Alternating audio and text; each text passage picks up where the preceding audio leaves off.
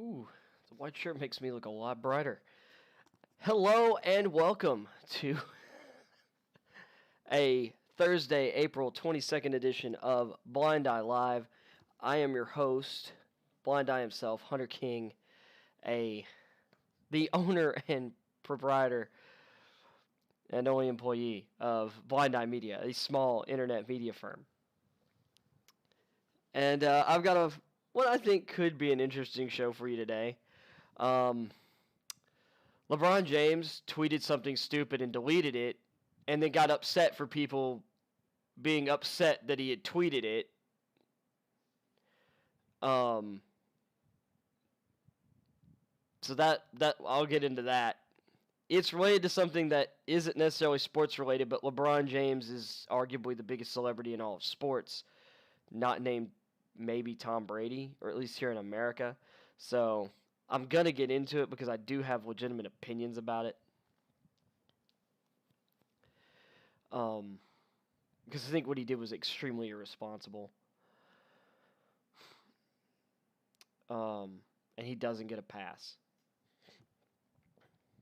We're going to get into the European Super League that I talked about early in the week has already fallen into tatters because of the backlash. Apparently it worked. We'll get into that later. Because there's a news story today that pertains to the aftermath, although I'm seeing it and I'm like, well, why did they do that now? Because, this is kind of late. The pullback's already been made. So anyway, we'll get into that later. We might go through Bill Barnwell's all trades mock draft that he does every year. Because it's entertainingly stupid, but he knows it. Because some of the trades are just ridiculous. To be frank. Regardless of whether the value makes sense. And the NFL has made some changes to some rules and different other things coming into the season. So we will also get into that. But first, I want to talk about LeBron James. And I think, let me see, where do I have the story pulled up? Oh, right here. So let me switch my view over. Let me pause that first. Okay. Let's bring up the article. There we go. So, in the aftermath of a officer-involved shooting in Columbus, Ohio, of a Ma'Khia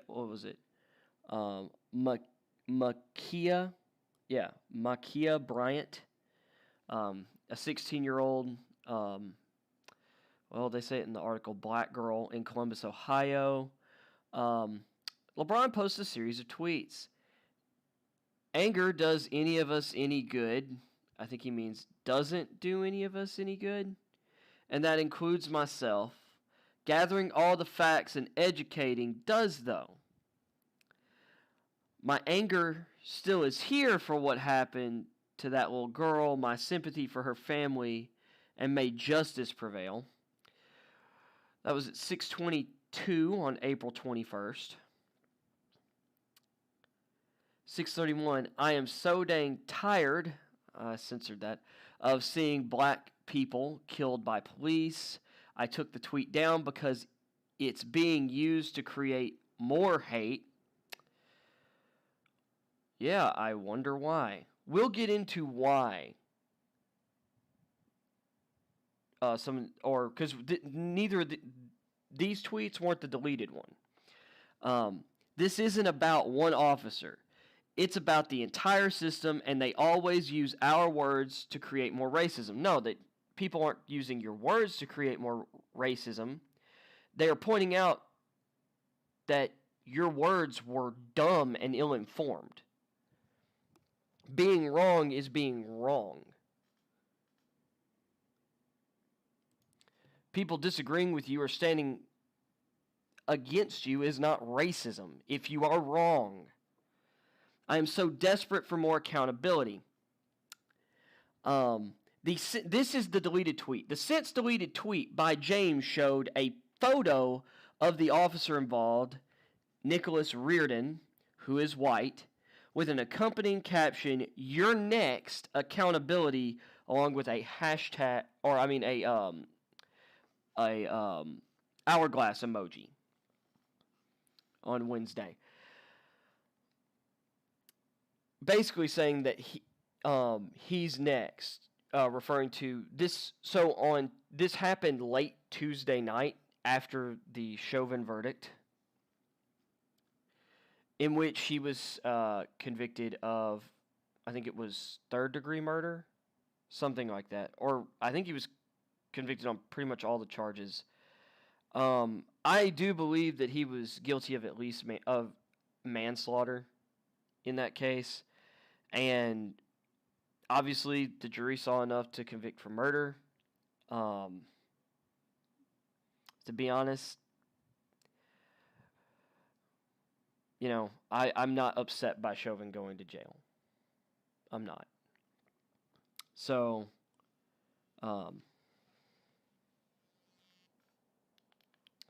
with that being said, in the wake of this story comes out, late Tuesday night, of this officer-involved shooting of Ma'Khia Bryant. Body camera footage released by the Columbus Division of Police showed the officer, identified Wednesday as Reardon, getting out of his car at a house where police had been dispatched after someone had called 911 saying they were being physically threatened. So they get a call from this address saying that someone is being physically threatened. As the officer walks towards a group of people on the driveway, Bryant can be seen swinging a knife wildly around at another girl or woman who falls backward. The officer shouts several times to get down. Bryant then charges at another girl or woman who is pinned against a car. She is armed with a knife, swinging it at people, charging at people. She is trying to inflict, malicious and potentially fatal bodily harm to people. From a few feet away, with people on either side of him, the officer fires 4 shots and Bryant slumps to the ground. The knife lies on the sidewalk next to her. It falls and then lies, but basically. She was taken to the hospital where she was pronounced dead. Of course, James is from Akron, which is 125 miles northeast of Columbus, which is the state capital.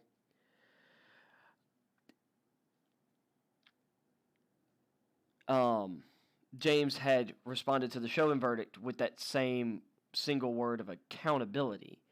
But this is the problem, is that George Floyd was not armed. This girl was armed, swinging a knife at people. This is James Blake all over again, really, except James Blake only fought with officers, and it's okay to resist arrest, apparently, these days. Even though I was taught growing up, you resist arrest, you could get shot. And,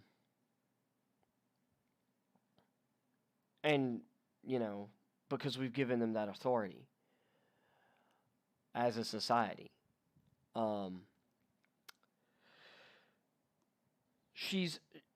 This girl wasn't even attacking officers. She was attacking other people.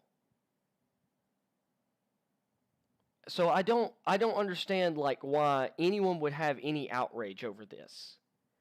She was trying to inflict severe and potential fatal bodily harm to other human beings with a weapon. As far as I'm concerned, the officer did the right thing in the situation. He protected those other people from someone who obviously did not care about the well-being of the people around them in that situation. I think what LeBron James trying to single out this officer and act like this officer did anything wrong and like this has anything to do with race in this scenario is just completely irresponsible and abhorrent. The lives of those other people mattered. The people that she was attacking, those people's lives matter. Their safety matters. It's like when you reach beyond your rights as a human being, you have no right to inflict severe bodily harm on someone else who is obviously not attacking you. Which, I don't know everything leading up to that moment, but we do have footage, body cam footage of her swinging a knife at people who were cowering and terrified. So, I mean, as far as I'm concerned, I'm sure we'll learn more about the incident and what sparked all of that. And that might change my opinion, but based on the video we have now and the facts as we have them now, what LeBron James, tweet that he deleted, yeah, he's having to go on the defensive because he did something stupid and he doesn't want to admit it. He won't admit that he made a mistake. And that's a big problem with like where we are in our society today. We don't want to admit when we make mistakes. When we're wrong. Oh, they've extended the... I just realized like they've actually extended like the view on here or something. Anyway. So with that being said, I'm going to move on from that story, but I just thought because this first tweet that LeBron put out is actually really good, except for like my anger is still here for what happened to that little girl. It's like that little girl was attacking people. I get it's like unless, and I mean, maybe LeBron James thinks it's totally okay for you to go and swing knives and threaten people and try and inflict severe and potential fatal bodily harm on other people. Maybe LeBron's okay with that. Maybe he's one of those just survival of the fittest, if you can't defend yourself, kind of people. Maybe that's how LeBron James feels. I don't know. I've never talked to the man. No one's ever asked him that, I'm sure. I would assume that that's not his opinion. In which case, I'm just assuming he saw 16-year-old girl shot by police and just had decided not to do any more looking into it. So, that rant out of the way early so we can get into other stuff. I've got some news stories pulled up that I just saw that were interesting. Kentucky Wildcats men's basketball assistant Joel Justice leaves for top assistant job at Arizona State, source says. Okay. I was wondering if it was a player, but it was an assistant coach. Apparently, Calipari's shaking up his staff at Kentucky. I'm going to get into that here in a minute. Let's see. Nope. That would be the last thing. Okay. So my second headline that I had up was the European Super League, the ESL, is falling apart. So Manchester United fans break into Carrington Training Ground in anti-Glazers protest. So now they're protesting the ownership group. Because of course, and a lot of people have been upset with the Glazers for years with Manchester United just simply because they're Americans who own a English soccer club. Because the English, or a lot of English people are racist against Americans, if you want to call it racism. Maybe statist, whatever. A group of around 20 fans entered United's training ground on Thursday morning with banners which read "Glazers out" and "We decide when you play." Um, no. I mean, that's a stupid sign. I'm not even going to read any more into this. This is a stupid protest. I do want to say the idea that the fans decide when teams play. No.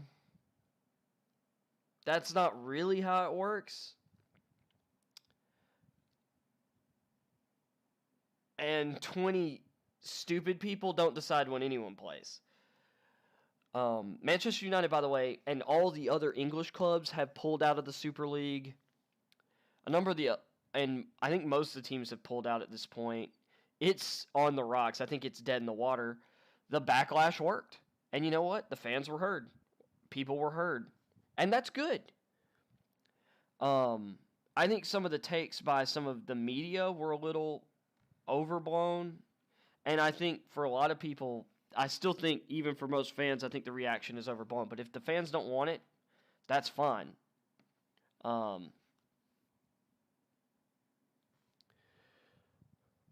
But, I mean, it didn't take but half a week for this thing to crash down to earth.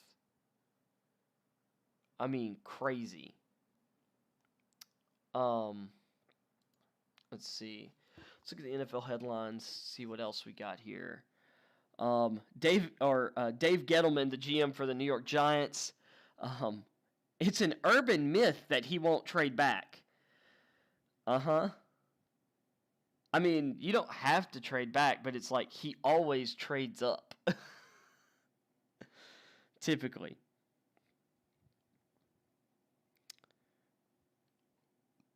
Let's see. Antonio Brown settles dispute with ex-trainer. Interesting. I'm not getting in that story. The full schedule will be released on May 12th for the season. Uh-oh. I didn't realize this happened. Let's check this out. Video release of New Orleans Saints cornerback Malcolm Lattimore's arrest on gun charge. He's been released from New Orleans. Video footage has been released of New Orleans Saints cornerback Marshawn Lattimore's arrest last month in his hometown of Cleveland. To be fair, and I will say this, to be fair, most of the times, like, we see guys getting arrested or having issues on gun charges, typically it's bull crap, in my opinion.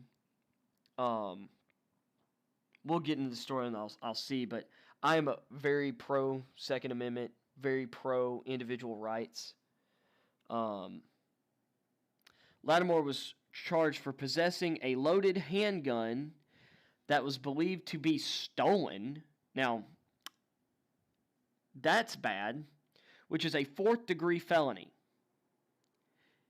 He was also initially arrested for failure to notify officers of a concealed weapon.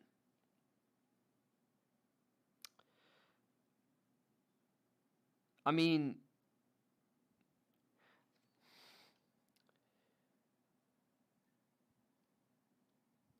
did they ask him to clarify, or if he was armed and he said no? Because if so, then that's lying to an officer. But, which I don't know the laws in the city of Cleveland or the state of Ohio. I'm familiar with Tennessee, or state of Tennessee, state of Texas gun laws. The video shows that Lattimore did not immediately tell officers he was carrying a concealed weapon when seated in the passenger seat of a vehicle that was pulled over for traffic violations. So he was the passenger in the car. Well, that's kind of weird because I was never told what. And considering how jumpy some police officers are, and I mean, that's true. I might not want to say that I was armed either if I wasn't the driver.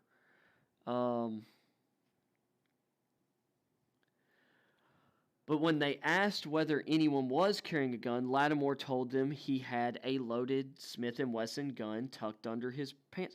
Okay. So when they asked, he told them. Then what were they arresting him for? Now that's bullcrap.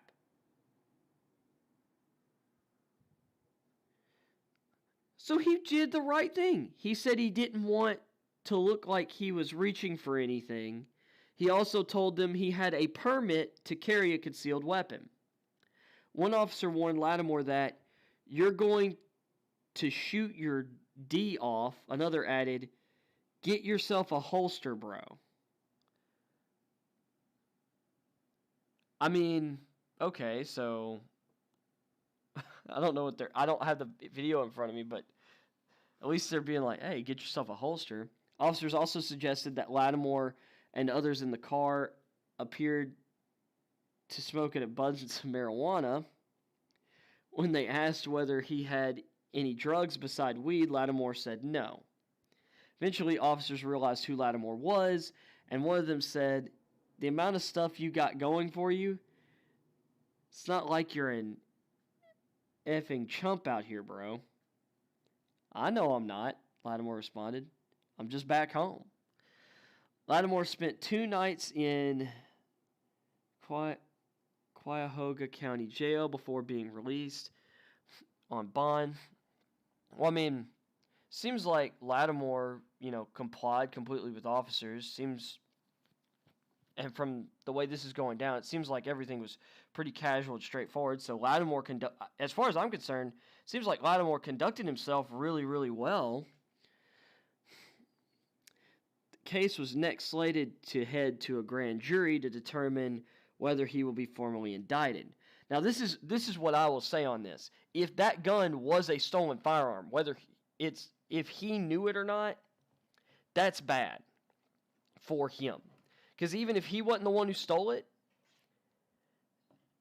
he doesn't have any way to necessarily prove it. That sucks. 2 additional passengers, Kenyon Moon and Maurice Walton, were arrested on a charge of having weapons while under disability. What? Does that mean is that like weapons under the influence, like driving under the influence? Or does that mean like disability, like they have a disability that doesn't allow them to like carry or whatever in that state? Because there are a lot of states where, or like I would say, there are no restrictions as long as you can pass whatever shooting test you have to have for a concealed carry license or whatever, or a carry license. Like in Texas, it's just a carry license.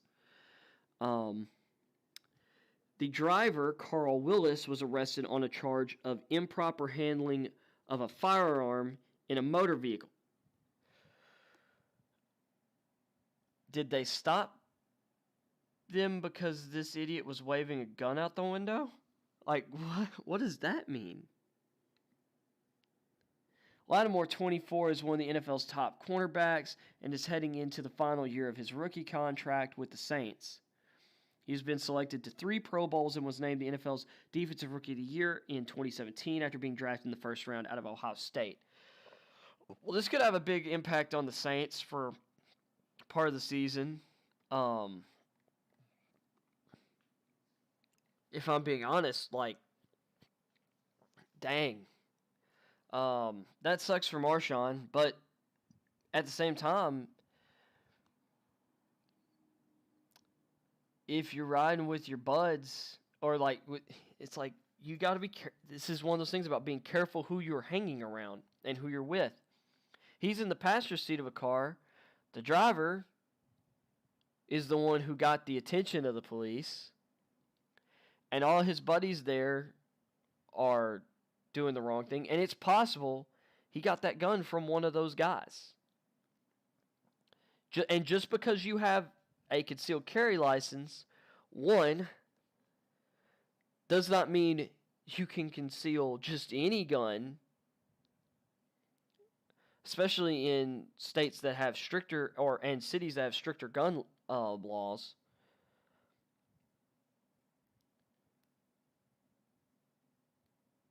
And in some cases, although most states there's carryover, um,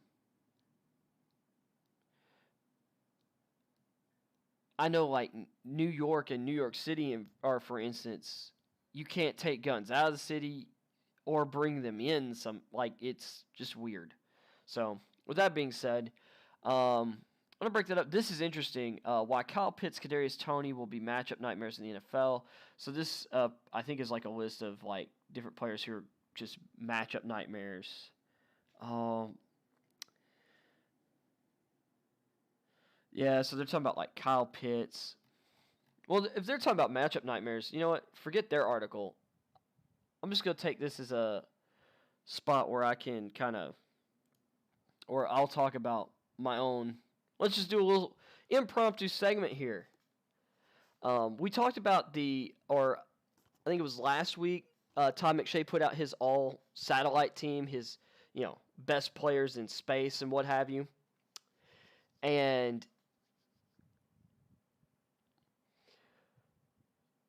there's those guys also can be somewhat of matchup nightmares, but a matchup nightmare goes beyond that because there's also a physical element to it. Like Kyle Pitts in this year's draft is the ultimate matchup nightmare. This dude is basically 6'6". He's 245, 250. He ran like a 4.44, 4.45 40-yard dash, which is insane. To put it bluntly, it is it's a mind-boggling 40 for a guy that size.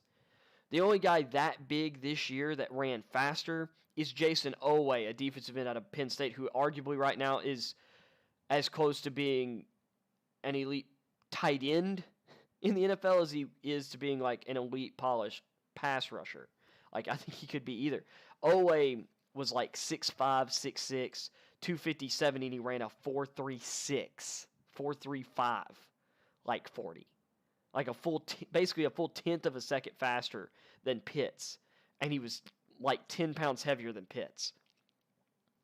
But Pitts is incredible. Because he's just a giant receiver, but he can play inline and block like a tight end. I think he might be the most surefire tight end prospect I think I've ever seen. And the last guy I felt this strongly about being a stud at tight end was George Kittle. I mean, I really, really like T.J. Hockenson and Noah Fant, who both got drafted out of Iowa in 2019. But I like George Kittle, who had come out of Iowa prior and went, I think he fell all the way to the 5th round. I thought Kittle was easily the guy that draft. I thought he was going to be the steal of the draft, and he was. He has been the absolute steal of his draft class. And Pitts is so far beyond what Kittle is as a receiver. It's not even funny. I don't think he's the blocker Kittle is necessarily, but he's more than solid. But Kittle's a receiving tight end.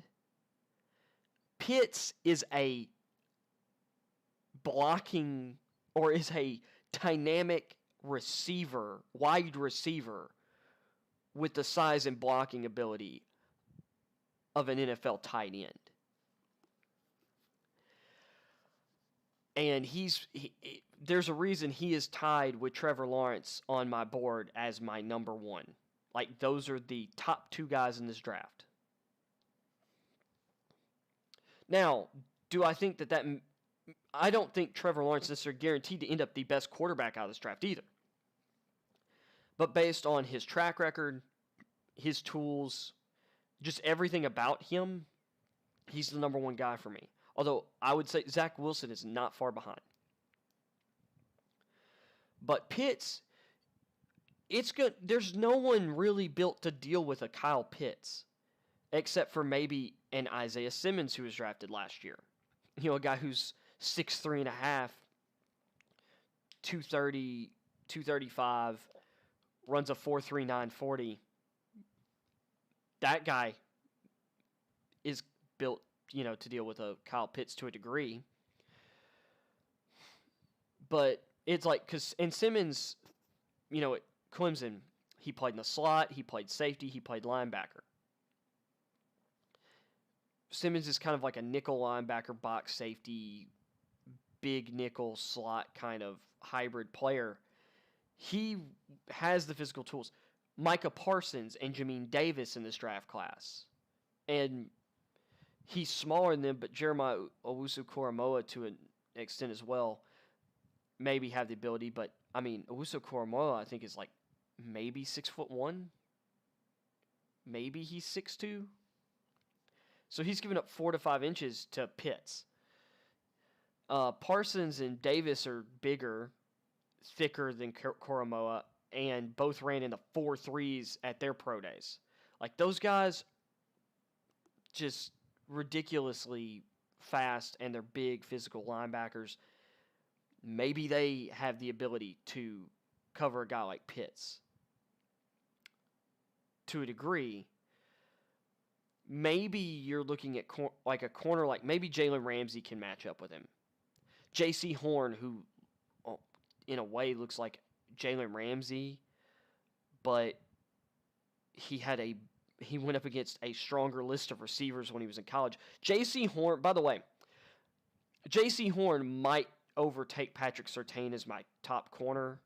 I feel like to some degree, I already had a lot of opinions that were the same. But on this one, Brett Coleman, who I would definitely check out his YouTube channel and social media, Brett Coleman, that's spelled Kollman. His channel's awesome. He did a breakdown on J.C. Horn this week, and he improved so much in his technique from 2019 to 2020, and he learned a ton. And he did match up with Pitts this year, and of all the corners who did, I think he did the best job of attempting to cover Pitts. He's long, and he's 6'1", but his arms are really long. He's got, like, basketball length. His length reminds me of Aaron Holiday, the youngest of the Holiday brothers in the NBA, who's like 6'1", but he's got like a 6'7" wingspan. That's kind of what Horn's got working for him. And his dad was a Pro Bowl level NFL receiver, Joe Horn. So I think his mindset, he understands. I think he understands a little bit better than some corners about what receivers want to do. And he changed the way he played from 2019 to 2020, and he started using his physical gifts and being physical and kind of being hands-on with receivers without grabbing. You can have your hands on a receiver as long as you don't just chuck them or hold them. And he's gotten really good about using his physical strength and gifts as a means to limit receivers, rather than just kind of what he was doing early in his career, where he was trying to mirror and follow receivers. Now he's trying to direct them, and I think that's great. And he does an excellent job of it. But I'm just going to list off some of the receivers he had to cover while he was in college, or at least that he went up against. I believe he matched up with T. Higgins in 2018 and or 2019 in games against Clemson. He has gone up against Cornell Powell, another Clemson receiver, Amari Rogers. I think he covered Justin Ross. He's not in the NFL yet, but Ross, NFL level prospect before the weird kind of back stuff he's dealing with. I think it's spinal stenosis, maybe. He's covered A.J. Brown, who is a Pro Bowl NFL receiver. I believe he also covered DK Metcalf, but Metcalf may have been out with injuries. I don't know if he actually lined up against him, but Metcalf, dynamic, physical NFL receiver. all of the Alabama wideouts from like the last 3 years. So you're looking at Judy, Ruggs, Waddle, Smith. He matched up against all of those guys. And in 2019, he was targeted, I think his coverage was targeted 8 times. He allowed 5 catches for, I think it was like 100 something yards, and he allowed like a 40-yard touchdown where it was pretty obvious what happened. He likes to make plays, and he's really aggressive, but when you're playing in kind of a trailing low shoulder position, which you're kind of getting underneath kind of the back shoulder of the receiver, and you're kind of in a way you're kind of chasing, you're tailing the receiver. He would have this tendency to look at the quarterback, and he wouldn't have like hand contact, so he kind of would lose receivers. And you give Devontae Smith or any of those Alabama receivers just a sliver of space, they're catching the ball and they're gone. But he also had 2 pass breakups in that game, and that was as a sophomore, true sophomore. Where he was really getting thrown the fire. I mean, those are 4 first-round, 4 top 15. I'm going to say Smith and Waddle both go top 15. Judy and Ruggs last year went 12 and 15. So you're talking about 4 top 15 draft picks that he was having to match up with any number of those guys.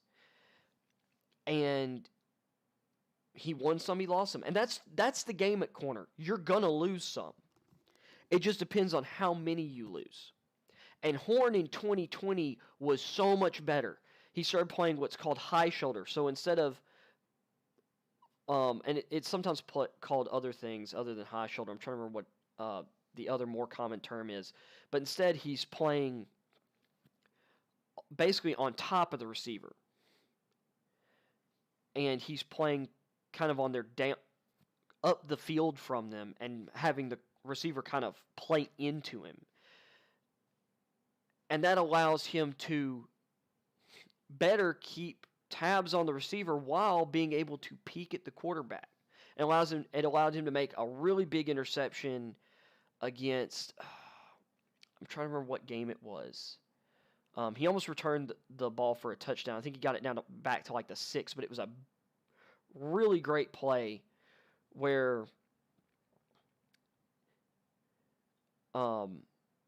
he forced the receiver to kind of stop his route in a way. The receiver, like, he was in better position and recognized what the quarterback was doing before the receiver, and so he was able to jump out and get to the ball first. Horn's really good. And I know I was talking about kind of matchup nightmare type players on offense, but Horn and Surtain also has these abilities too, but Horn is a little more physically gifted than Surtain, and he's a little more aggressive, but Surtain's great. Like, those are definitely my top 2 guys, and it's kind of like a 1-1A kind of deal. Horn, and yes, Surtain went up against those guys in practice, but he didn't have to cover those guys in games. Now, he did have to deal with LSU's receivers. He had to deal with some pretty talented Georgia receivers, but like, Horn played all the same receivers that Surtain did, except he then had to play Bama's in game. Like, this is a guy who covered Justin Jefferson, Jamar Chase, Terrace Marshall. Elijah Moore, also of Ole Miss, who is a borderline first-round guy, probably going to go in the top 50, if I had to guess. Like, I think he'd be a steal mid-late second round. Elijah Moore is incredibly good. Fun fact, Devontae Smith may have had had an incredible year last year. If Elijah Moore had played as many games as Smith did, he would have had more catches, more yards, and not as many touchdowns. But I think that was a product of the offense at Ole Miss. They threw the ball less than Bama, I think, on a per game basis. Or, well, yeah, Because Moore only played 8 games. The team played more than that, but Moore only played 8 games.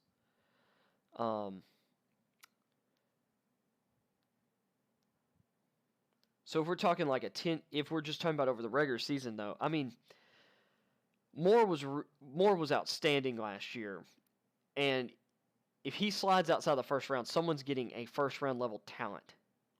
Actually, there's several receivers that might slide out of the first round who are first round level talents. Rashad Bateman, Terrace Marshall, Elijah Moore, Rondale Moore. Maybe Kadarius Toney. If one of those other guys goes in the first, who knows? But there are a lot of really talented receivers in this draft class who would probably go higher in other years. But Horn covered. And Horn. I'm listing off these guys who I have first round grades on, and you've got Chase, Smith, Waddle, Marshall, Elijah Moore, Kadarius Toney. Let's throw Kyle Pitts in there. J.C. Horn covered all of those guys in college. You want to talk about a guy who is ready for NFL level receivers. It is J.C. Horn. Now, Patrick Surtain covered a lot of those guys too. That's why, once again, he's battle tested.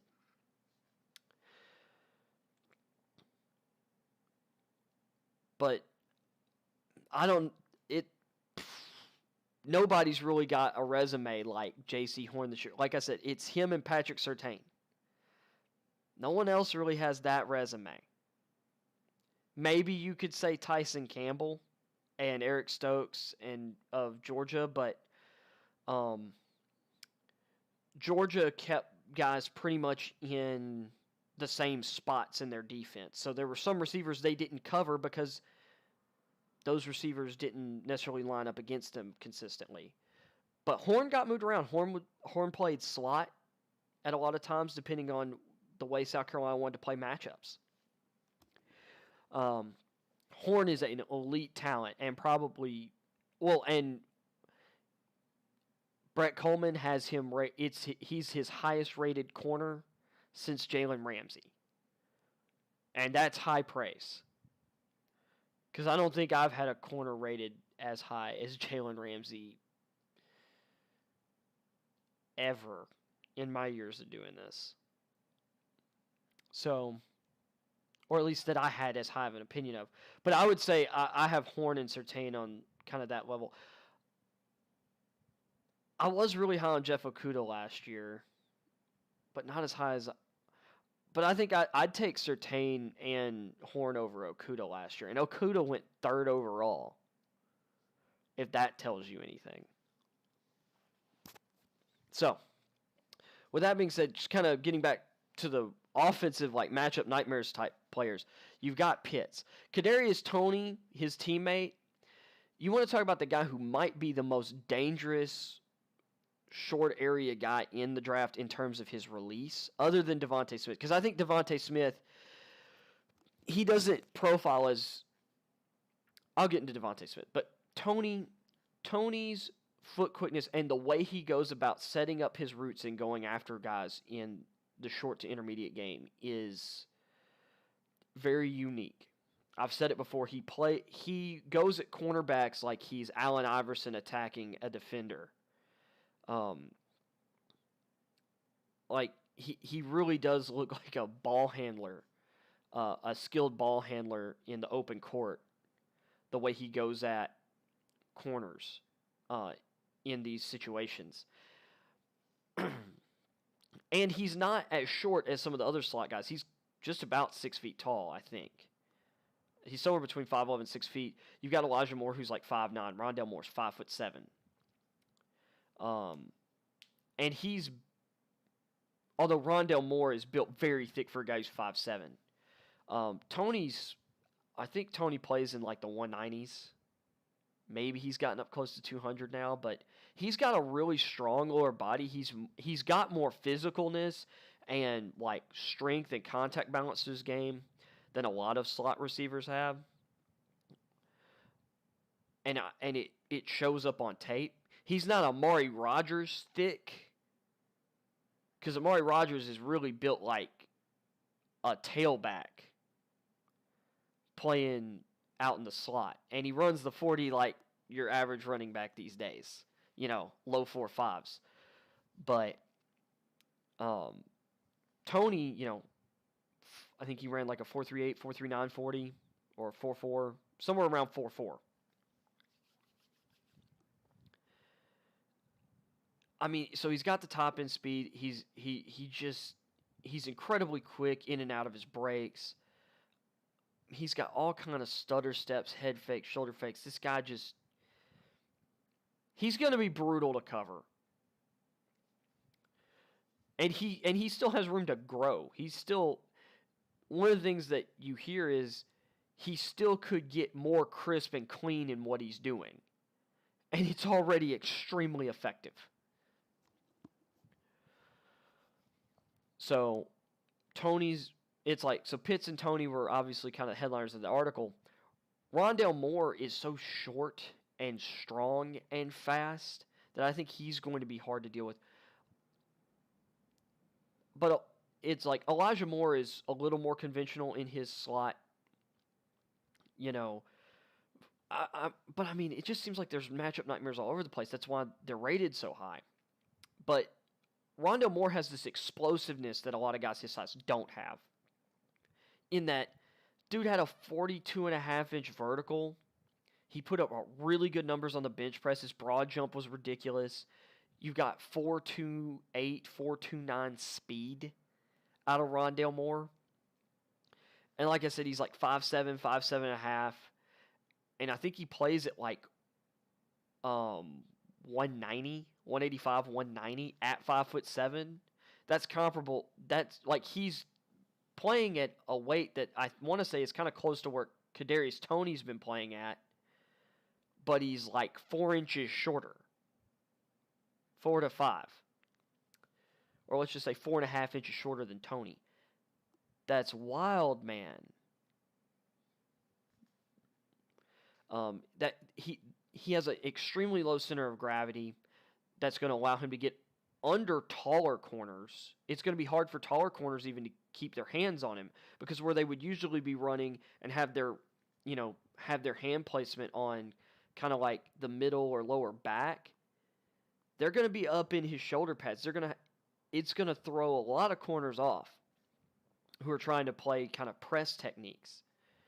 But he's also got this explosive and strong, compact build that's going to allow him to be more physical and drive players in a way that people a lot of times don't expect. That's one of the reasons, like, running backs for so long, you had these short, thick-built guys, these 5'9", 205 to 215, 5'10", 220 type guys have typically been your prototypical running backs, because they have to have agility and speed, which means they can't be, big behemoths like the linemen.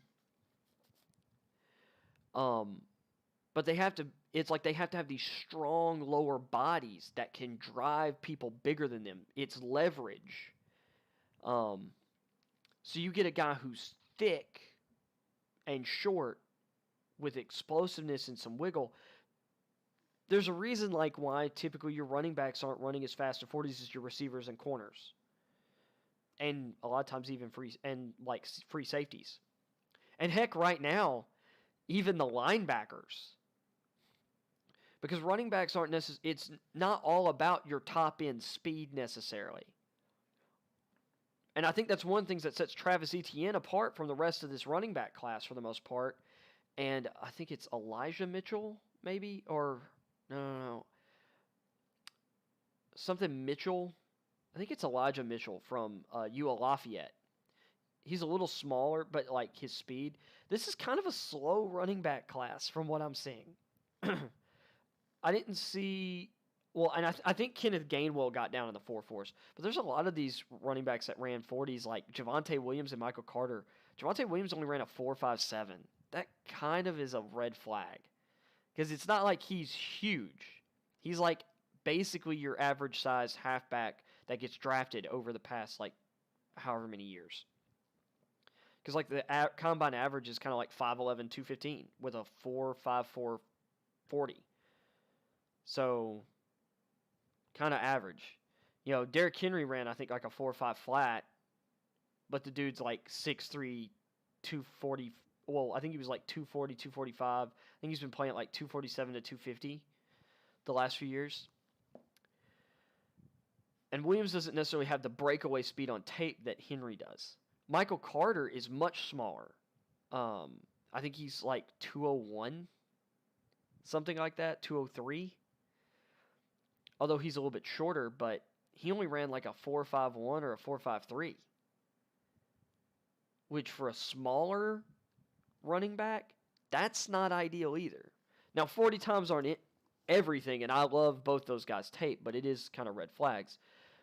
But getting back to the whole speed and size thing, because I was talking about like build types. But anyway, getting back to Rondale Moore, let's just get back on track. I'll rabbit trail all day. Rondale Moore is one of my favorite players in this draft. His freshman year, he just exploded on the college football scene. He was one of the catalysts for Purdue's big upset over Ohio State that year.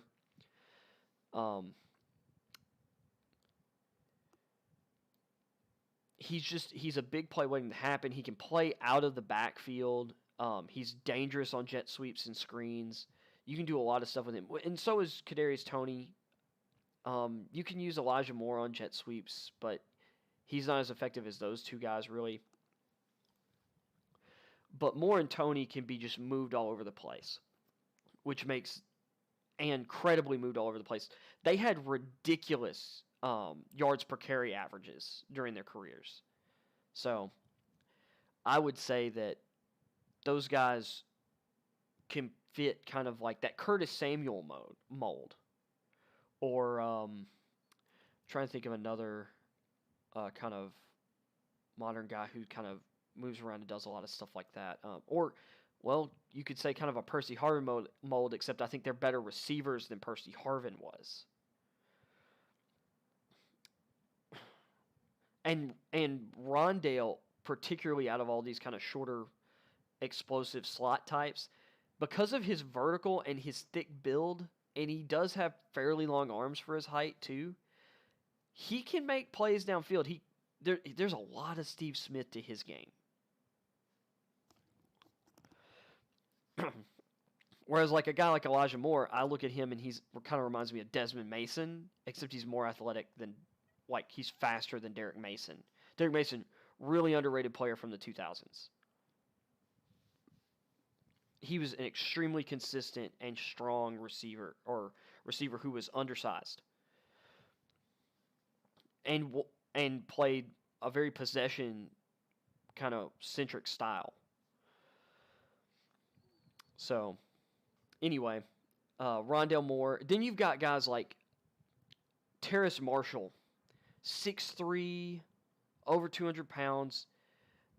He has, for a guy as long as he is, because he might be 6'3.5", for a guy who's as long as he is, he's got small guy acceleration. He gets up to speed really fast. And with his height and his long speed, I'd compare him to his another former LSU receiver, DJ Chark. But I think Marshall is smoother than Chark, and I think he's more developed now than Chark was when he went in the second round. But he's just going to be a tough cover because he can line up, and he did this a decent amount, especially during the 2019 season. He would line up in the slot with Jefferson and Chase on the outside, or they'd come out in four wide sets with him in the slot on one side and Justin Jefferson on the slot on the other, and like Chase outside of him or whatever. And he can just torch up the seam because what safety is going to be able to deal with him? And your average slot cornerback in the NFL can't deal with him because he's built like your typical outside receiver. And even then, your prototypical outside guy, there's a lot of corners in the NFL that are still going to have a hard time dealing with him and his catch radius. So he could be a potential matchup nightmare because you can move him around the field and do a lot with him. And he's a smooth. He plays so smooth for the speed that he carries. Like, he's not always going 90-0, but he can get to that extra gear suddenly for a guy his size. He's dangerous. And then you've got Jamar Chase, who, because of how he's built, he's like close to 6'1", but he's playing at like 205, 203, 205, and he has that strong lower body. He's kind of like, well, I would say he's like a bigger Rondale Moore. And he plays like he plays like Anquan Bolden with a rocket strapped to his back. Because he's physical, he's strong. I've seen other people talk about him, and I've called him a bigger Steve Smith too. Jamar Chase loves to block corners. He loves to bury corners in the run game. He's physical. He loves to run. He doesn't shy away from contact. If anything, in the open field, sometimes he initiates it, surprising corners and safeties. He has the ability to run through tackles. You can play him outside or in the slot, which that's the way for most guys nowadays. It's like, especially playmaker types, you can put them anywhere. But he's going to give everybody fits trying to deal with. And then, of course, you've got Jalen Waddle is terrifying because of his elite speed and elusiveness. And then you've got Devontae Smith, who is just the smoothest operator in the draft. I don't know if there's ever been a better route runner coming out of the college game in my lifetime. And that's a big, like, you look at Justin Jefferson last year. Devontae Smith is a more polished route runner, I think, than anyone I'd ever seen play at the college level. His last season of college was ridiculous. And there is this projection system that's been built called Playmaker that Football Outsiders started. And they have this whole formula, and Devontae Smith dominates the formula this year. And that's despite he gets penalized for a couple things. One, well, particularly, he's a senior. Most elite wideouts, historically speaking, especially over the last like 20 years, they don't last through to their senior season. They're already in the league by then. You know, they come out as redshirt sophomores or after their junior years. I don't necessarily think that redshirt juniors get penalized as much, but guys who have the senior label, like Smith. But Smith was so dominant, and he had to share so many targets with other first-round level talents that he just dominated in the playmaker score anyway. If he had... And this is the biggest thing is that should be taken into account. He decided to stay for this year because he wanted to step out of Judy and Ruggs' shadow and say, like, hey, I'm right here. And he would have been a first-round pick last year, as far as I'm concerned. Or he at least should have. Like, Smith in 2019, so Judy and Ruggs get drafted at 15 and 12, respectively, last year. They weren't the leading receivers for Bama in 2019. Devontae Smith was. Devontae Smith in his freshman season is like... Jerry Jeudy was the star freshman that year. But Smith was kind of like the fourth, fifth guy.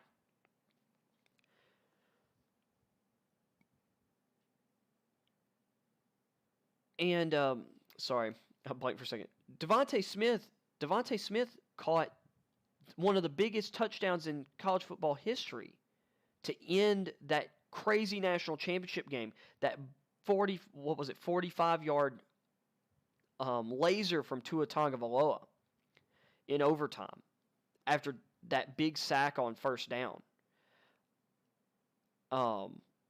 Where it was like, oh man, there's Tua, not having a lot of game experience, being a freshman. That's the mistake.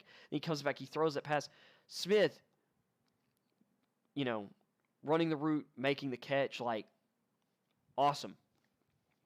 Devontae Smith has been clutch and productive his entire college career. And as far as I'm concerned, he's a matchup nightmare because no one manipulates their speed as well as he does. No one times their routes as well as he does. It's all subtle, smooth elegance with Smith. But he also, especially this year, showed this explosiveness, this added quickness and suddenness. He didn't run a 40, but I'm assuming at the very least he would run in the low 4.4s. As fast as this class is, though, who knows? He might have run in the 4.3s. But I kind of have him pegged as kind of like a 4.41 guy. Kind of same as Justin Jefferson. I was not shocked last year when Justin Jefferson ended up faster than Jerry Jeudy by a couple hundredths of a second. Or maybe it was 3. I think he ran a 4.42. Jeudy ran like a 4.45, maybe a 4.47, but I think it was a 4.45. Smith just gets open, and like I've said, he's a slightly longer Marvin Harrison. That's who he is. He is the second coming of Marvin Harrison, and Marvin Harrison is one of the all-time best at that position. I think there's a legit case Marvin Harrison is at the very least, top 10 all-time, but I think there's a good argument you could put him in your top 5, and I wouldn't necessarily be shocked. So, with that being said, I mean, there's just tons of guys. And then you've got guys kind of lower down the board. If you just want to go by the way they played in college, Dyami Brown. Dyami Brown of North Carolina over the last 2 seasons has the most contested catches. He's not the biggest receiver. I think he's somewhere between 6 foot, 6'1". But he's explosive down the field. He is fast, and he is one of the best receivers in this class when it comes to going up, high pointing the ball, catching the ball in traffic, in contested catch situations. He is elite at it, and he's another one of those guys. This guy solidly should go in the second round. But he could, because of this year's class, fall to the third. If he falls to the third round, he'll be an absolute huge value. And there's some other guys people seeing, like Nico Collins absolutely has the tools to be a matchup nightmare type, especially since he's cut a little bit of weight and gotten faster. Now he's in the low 4.4s, playing at 215. I mean, and it's 6'4", 6'3", 6'3.5", 6'4", Collins is a beastly looking receiver, but he's raw. But he looked really good at the Senior Bowl. So, and then you've got a guy like Seth Williams. Now, he ran slower than a lot of people, I think, expected, and it hurt him. But Seth Williams is a slightly smaller version of Mike Williams out of Clemson, who's playing for the Chargers right now. Red zone, contested catch, kind of monster type. I mean, pick your poison this year. And then you've got a guy like Rashad Bateman, who ended up smaller than people thought. Basically saying, I played, I think, at basically 190. I don't know where people have been listening to me at 210, 215. But when you look at his tape, it made sense why people thought that. But maybe he's not necessarily a matchup nightmare. It also depends on what you mean by matchup nightmare. So I ended up on a roll with that topic for a while. So let's get back into some more articles. Boom.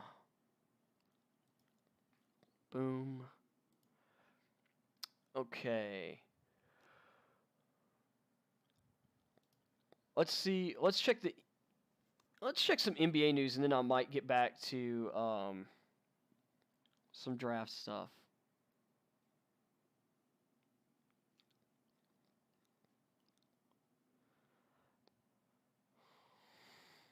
Okay, I don't care. I mean, honestly, I just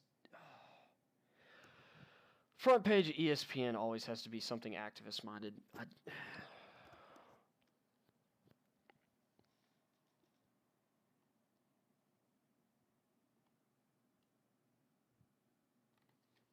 So let's look. I talked about this stuff with LeBron.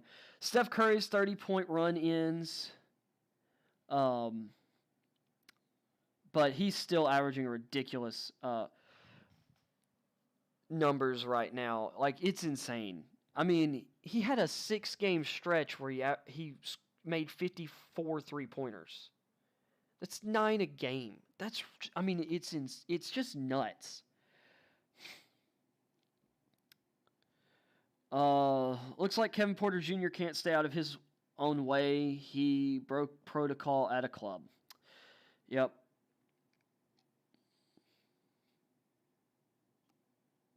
Grizzlies Jackson. Oh, Jaren Jackson finally got back on the court. We're going to look into that.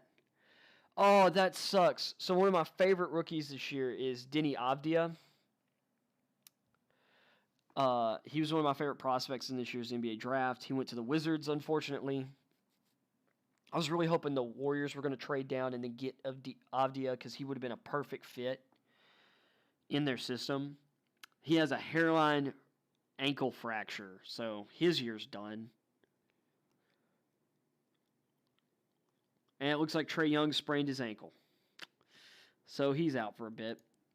Let's see this. So as a Grizz fan, anything Jaren Jackson related I'm up for. Returning to court after injury, a big win. The Memphis Grizzlies blew an 18-point lead and lost to a starless LA Clippers squad. I'm not super worried about that because I'd rather have a lottery pick this year and get a chance at maybe getting another young stud than being in the play-in tournament, honestly. But a big part of Jaren Jackson Jr. felt victorious.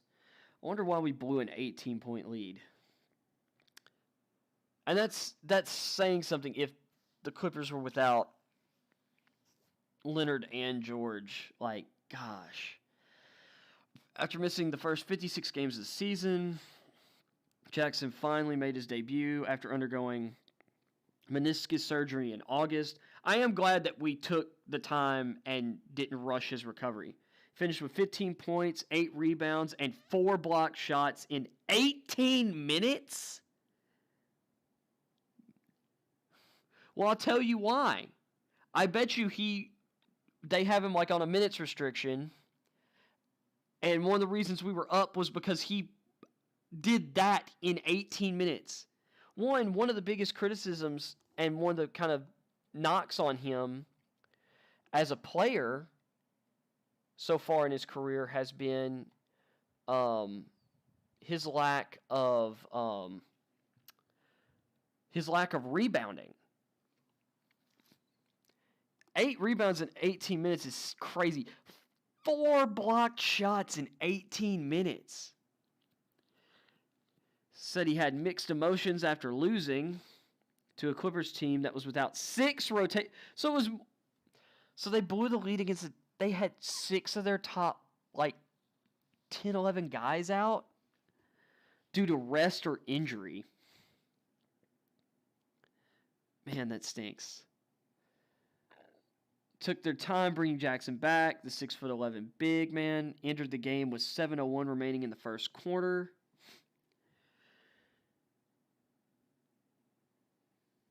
And needed just over 30 seconds to hit his first basket of the season. He launched a 3 that bounced high off the rim, touching the top of the backboard before falling in. He also had a big driving dunk. That's good to see him being explosive. Jackson, who averaged 17.4 points last season, said as soon as he checked into the game, things felt like they were back to normal. That's good. John Morant said, yeah. Well, Morant should be thrilled. Jaren's his most dynamic teammate. Even though they blew an early 38-20 lead. Okay, So it was early in the game. It wasn't like it was late, but still an early 38-20 team, 38-20 lead to a team that was without Leonard, Foote, George Rest. Memphis, 29-28, was excited to see Jackson back for the stretch run. And were they 29-28 coming into the game or out? Well, anyway, it's good to see Jackson back healthy because a lot of us have been really worried about his future.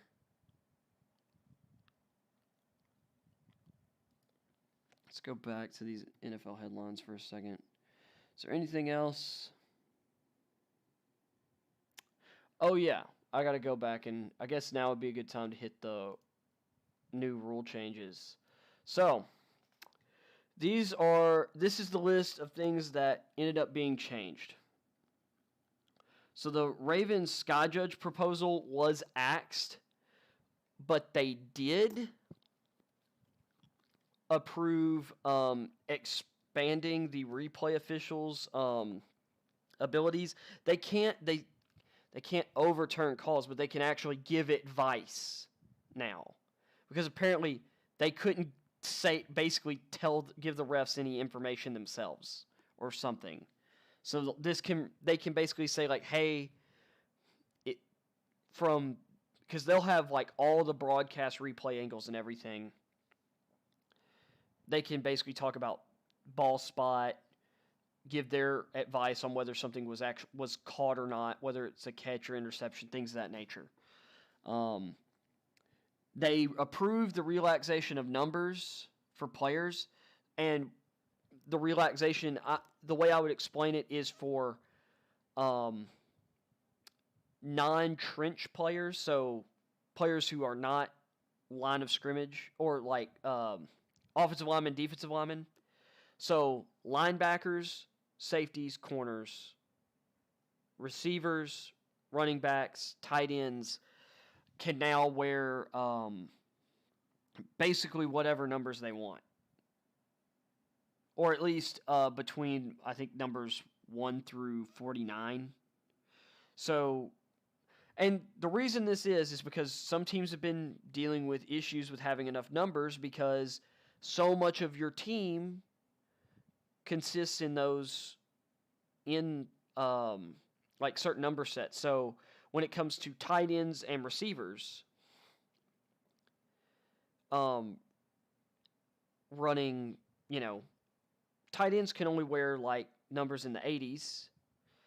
Receivers can wear 80s or, between 80 and 89, 10 and 19. The problem with that is you have a lot of quarterbacks who also wear between 10 and 19. And then you have to think about retired numbers for different organizations, which take numbers out of that pool. So basically what this is doing is your single-digit numbers are typically quarterbacks and special teams players. And a lot of teams only run like maybe 3 quarterbacks on their active roster. Typically it's only 2 on the active, and maybe they have 1 on like the practice squad or whatever. And then you have like your kicker and punter. So you've got like, in a lot of cases, especially for teams that don't have any single digits retired, you've got potentially 7 numbers right there, 8 or 5, 6, 7 numbers there not being used. And a lot of teams like to differentiate their receivers and tight ends nowadays and have their receivers or guys in different roles wearing, numbers in the teens and leaving the 80s for like their tight ends and maybe bigger receivers, stuff like that. So this gives flexibility there. It gives flexibility for a lot of these guys coming from college to the pros to keep their college numbers within reason. Same for running backs. And the big thing was like with DBs and running backs, you got a lot of teams running 3-4 running backs and maybe a fullback. So that's 4 to 5 guys, which tight ends can also wear in the wear like in the 40s as well. So I guess you also have that. But you'll have potentially 4 or 5 backfield members wearing numbers between 20 and 49. Then you've got a lot of teams are running like 5, 6 corners, 4 safeties, or like let's just say 10 defensive backs, or even 11 defensive backs. So I don't know. I just think it's good. And part of this is you also have to think about players who are not on the active roster, because you have to have jersey numbers for guys who are on your practice squad too, I believe. So, and if you're dealing with injuries and you have guys with certain numbers on the injured reserve, you can't just replace that guy with another guy that number because of merchandising or because it deals with like the merchandising and stuff. So guys this year who would want to change their numbers based on the new rule change actually would have to buy out the stock of jerseys from manufacturers for this year. Of course, rookies coming in, they don't have their jerseys yet. Guys who haven't signed anywhere yet, or guys who haven't announced their jersey number or whatever for a new team, they wouldn't necessarily be subject to that yet. But for this year, now they can say that they're going to change their number next year and they won't have to do that. So, just an interesting thing. Let's see. They approved a 1-year. The NFL approved a 1-year experiment in an attempt to make it easier to recover onside kicks. I talked about this when we went over these rules. This isn't going to change anything. This is the stat, though, that they're trying to fix. In 2021, the receiving team on kickoffs will be limited to 9 players within 25 yards of the ball. I don't know how that's really going to change things. Last season, NFL teams recovered only 3 of 67 onside kicks, which is the lowest total and recovery rate, total number of recoveries and recovery rate, since at least 2001, which I'm guessing is as far back as they have, as they consider accurate, reliable data. As a result, the Eagles proposed that teams be given an option to gain 15 yards on one offensive play from their own 25 to retain possession after a score, which, of course, the league shot down. This proposal, I guess the idea is maybe last year teams were leaving all 11 guys up or something like that. So now you can only have 9 guys within 25 yards rather than 10 or 11, which maybe gives you an advantage, but there are rules for how the kicking team has to line up. So unless, the receiving team has to have those guys limited to one side of the field or whatever, I don't know. Maybe this helps because what it'll do is, because you've got the kicker in the middle, maybe the kicking team can put 5 guys on either side, and the kicking team can only match up with maybe 5 and 4, or maybe you're at 6 and 4, so now you're at 6v5 and 4v4, or 6v6 and 4v3 to your advantage. But I don't necessarily know how that's really going to improve. I would rather see the offensive play option, and then the opposing team just get the ball at the 40 or whatever. If there's a failure, you just get the ball at the team that attempted that play, where the line of game was supposed to be. They tabled a rule that would have expanded the area where players are prohibited from blocking below the waist. They could revisit it next month. So they're wanting more time to review this. The idea is they would expand. There's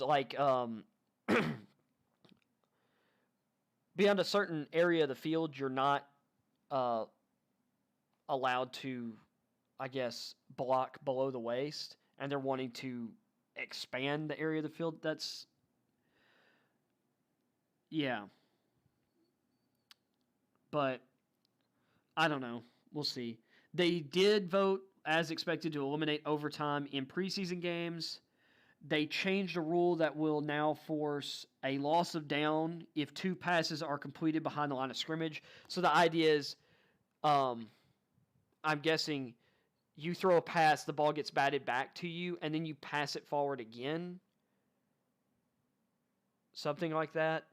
Or you pass it forward to like a running back or something who's out in the flat. Something like that. I think that's fine. Let's see. They approved a rule change that ensures the enforcement of all accepted penalties during successive try attempts, defined as an opportunity for a team to score 1 or 2 additional points during one scrimmage down. So, if I'm interpreting that correctly, it means that any penalties assessed on say an extra point or a 2-point conversion have to be enforced then and not on the kickoff, I believe is what we're getting at. So if there's an offsides on a made extra point,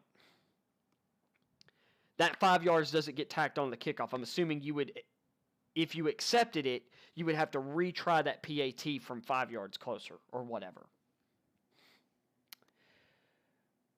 But that's how I'm interpreting it, because that's the only way I see that being read.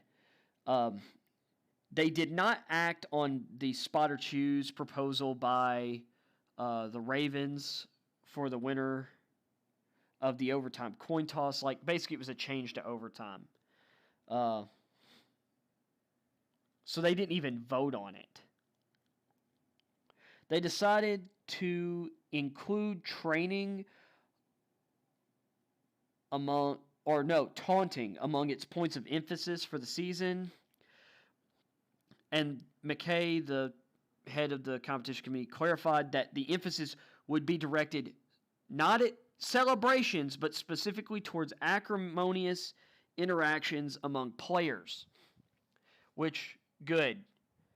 We need to stop messing with the celebrations and stuff. Like, it's a game. Let's have fun, people. Although within reason, like, I mean, Odell Beckham and, like, the, peeing like a dog thing, that was just stupid. Like, but then again, you know what? How about we just let players make, idiots of themselves and just relentlessly make fun of them, and maybe they won't do that kind of stuff anymore. Tabled a proposal from the Buffalo Bills that would have pushed back interviews for general managers and head coaches until after the championship round of the playoffs.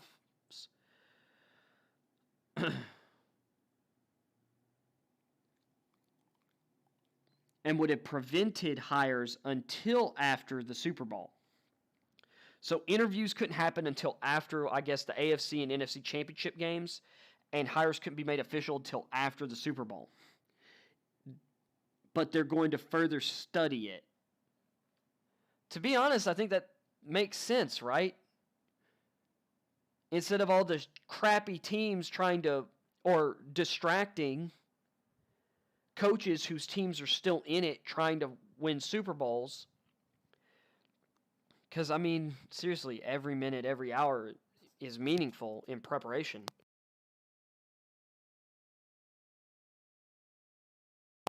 For those games. I think that's a really good proposal. Completed a study of the sharp drop in offensive holding during the 2020 season. McKay said that Walt Anderson, the NFL Senior Vice President of Training and Development, would clarify the standard and put together a video for teams to consume before the season or the 2021 season. That was an interesting thing, was like, it seemed like offensive holding went like down the drain, but it's also possible that maybe teams stopped holding so much. But we'll see.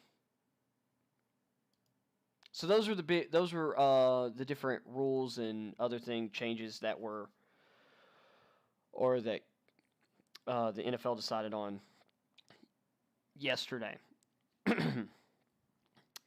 So, with that, I'm going to end the show with a little bit of fun. Bill Barnwell puts out his all trades mock draft. So he finds a trade, or he figures out a trade based on a combination of Jimmy Johnson and Chase Stewart's draft value charts,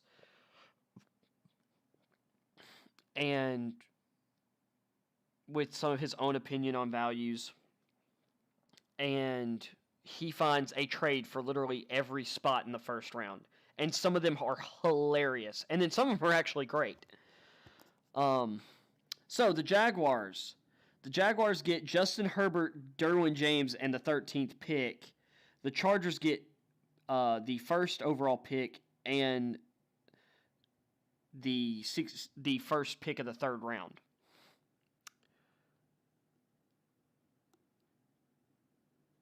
Huh.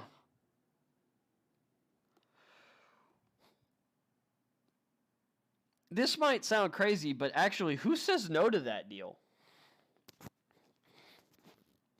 The Jaguars would get a quarterback who last year set rookie records. Had one of the greatest rookie seasons of any quarterback in NFL history. You get a guy who has been injured a bit, but also has been a stud at his position when healthy, and you still end up with the 13th pick, which for the Jaguars and their needs as a team, you're still able to get a really great player at a number of positions of need.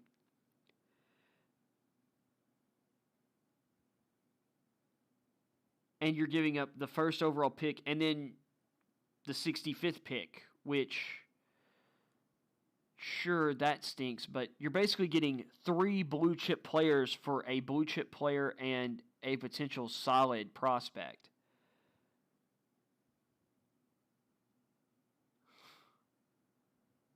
I don't think the Chargers would do that deal.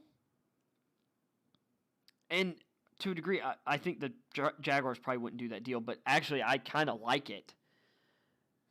Before you get started, I know there's no way to make a Jaguars trade or to make a Jaguars trade out of the first overall pick make sense.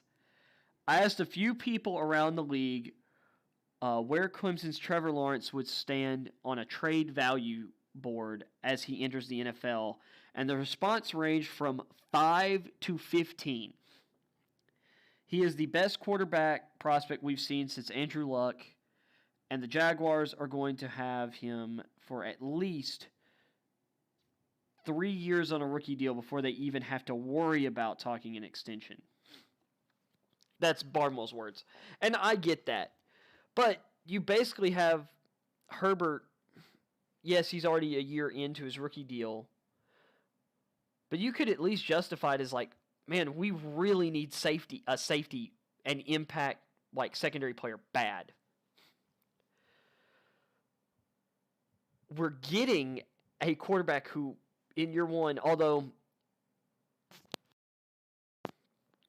I was about to say that, but we're taking Herbert out of the offense he thrived in, or somewhat thrived in last year. But to be fair, he's got a new coaching staff this year anyway. So there's going to be some transition there too. To be a completist, though, we have to make a trade. And he's right. Let's imagine a scenario in which like John Elway and Eli Manning before him. So Lawrence is like, hey, I don't want to play for Jacksonville. Okay, that would actually fit. I'm not going to get into the rest of the breakdown, but that's actually an interesting kind of deal. So, pick number 2. Jets get Russell Wilson. The Seahawks get pick number 2, pick 23. So Seattle gets their first rounder back. And the 107th pick in the 4th round. Then they get a 2022 first round pick. Whichever pick is better between the Jets and Seahawks selections that the Jets own. That's an interesting trade.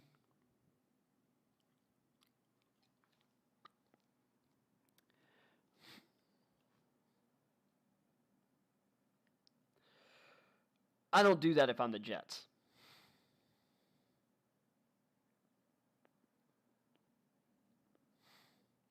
Because Russell Wilson's going to be arguably in the same position he was in Seattle with worse offensive weapons. Well, I say worse. Denzel Mims has incredible physical upside. But after that, your guys are Jamison Crowder, and they signed another receiver to a cheap deal this offseason who I think was also a slot type.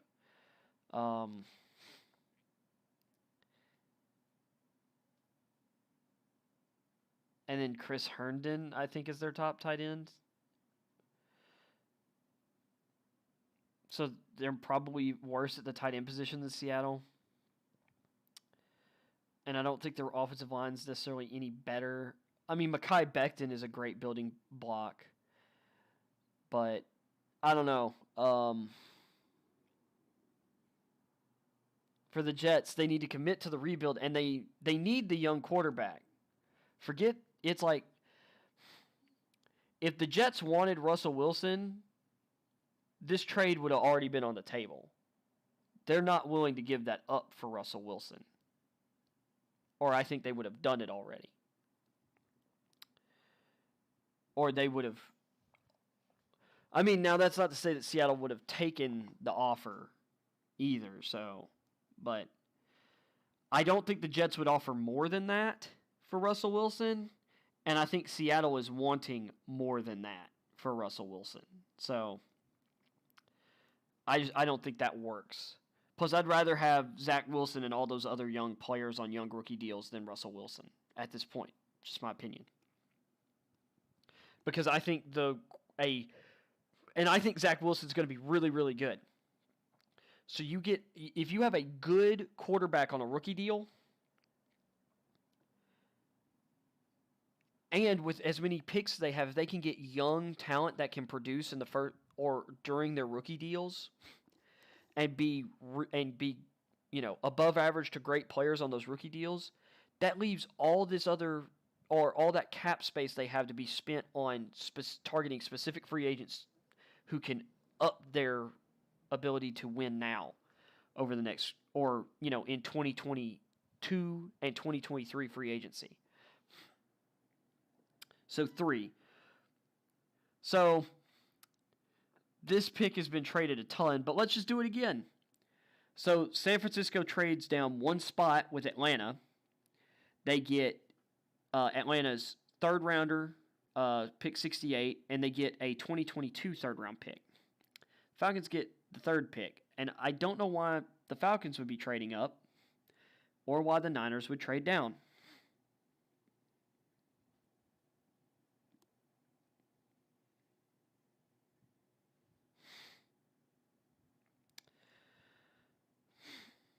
Well, so reportedly, I guess San Fran talked with the Falcons and Bengals at 4 and 5 before moving to the third spot, which is interesting.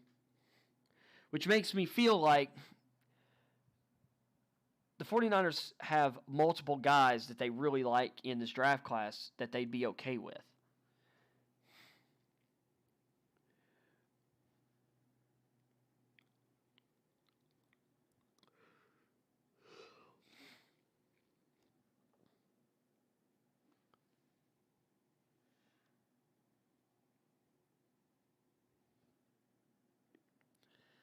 And like I just said, Bill Barnwell says in the article, there's a chance Kyle Shanahan thinks that all of these guys are franchise quarterbacks. The trade-up is more about getting a cheaper, healthier option than Garoppolo over the next few years. And if we're talking from a health perspective, yeah, like all those guys would be an upgrade over Garoppolo because they are more durable.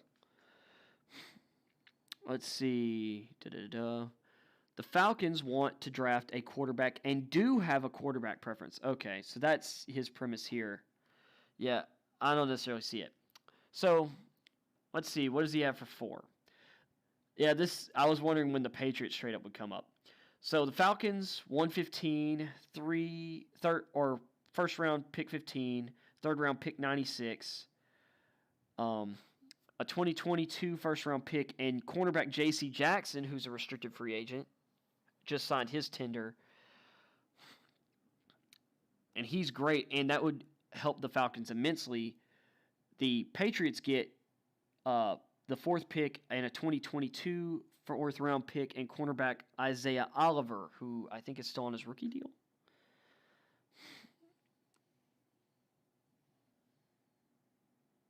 And actually, I think it would be pertinent for the Falcons to trade down. To me, right here, the pick either needs to be Kyle Pitts or they need to move down and get more picks. Obviously, the Patriots would be coming up here for a quarterback. Let's see, the Bengals.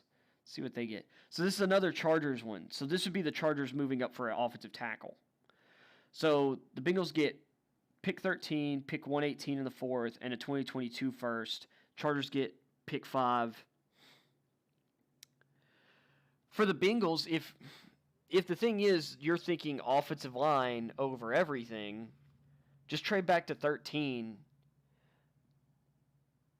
because you're at the worst probably going to get Christian Darrisaw, who I think is going to be a really, really, really good offensive tackle. Or maybe you decide you're going to leave Jonah Williams at left tackle and you draft Tevin Jenkins at 13 and have him play right tackle.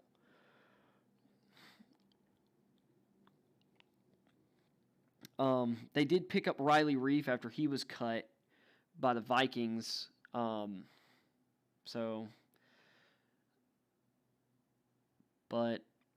I don't know. The Chargers, though, it's kind of interesting, though, because, like, for the Bengals and the Chargers, it's like you'd argue their biggest need is to protect their young second-year quarterback that they drafted in the, top 6 last year. So one of them's going to trade up to do it, and one's going to trade down and do it. Okay. And they're going to trade with each other. So the Dolphins trading down again. So they trade down with the Cowboys. They get pick 10, pick 138 in the 4th round. And Amari Cooper for the 6th pick and the 81st pick in the 3rd. Or pick 81, which falls in the 3rd round. Seems a lot to give up to move up 4 spots. But then again, I guess maybe you're moving off Amari Cooper's contract because you have Lamb and Gallup. But, I mean, what would the Cowboys be moving up to do? I mean, I guess you could re-sign Michael Gallup for way less than Cooper, and you're expecting Lamb to step up to be the number 1.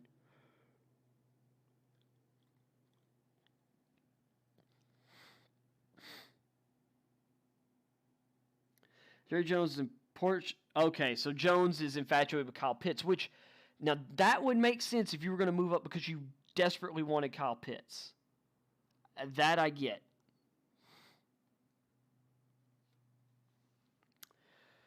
But I feel like I'd still rather have Amari Cooper, and I'd try and find some other way of engineering a move up. That's just me. Because Cooper seems to have a great chemistry with Prescott. So the line's at 7. Let's see. So the Jets decide they want 2 top 7 picks. So they trade 123, a 2022 first-round pick, and then the 66th pick in the 3rd round. So the 2nd pick of the 3rd round to get 7. That's still a big drop down the board for the Lions. Even to get that extra 1st and the 3rd. I'm asking as many picks as possible. I mean, I get that idea from Barnwell, but I don't know. Dropping 16 spots? So the idea is you get your quarterback at 2 with Wilson, and then you make sure you get him an elite pass-catching talent in Jamar Chase. From that logic, I like that from the Jets. Still a lot to give up. Because I like to have more picks, but interesting. That'd be an aggressive move by both teams. Carolina at 8, trading down to the 19th pick getting a 2022 first and Matt Ioannidis from the Washington football team. Apologies. Still fighting that habit. Washington gets the 8th pick and a 2022 5th-round pick, which the Redskins have a ton of depth on their. I did it again. The Washington football team has a ton of depth along the defensive line, and consolidating some of that depth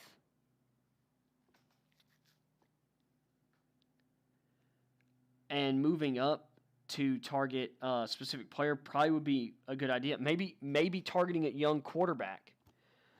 But at the same time, like,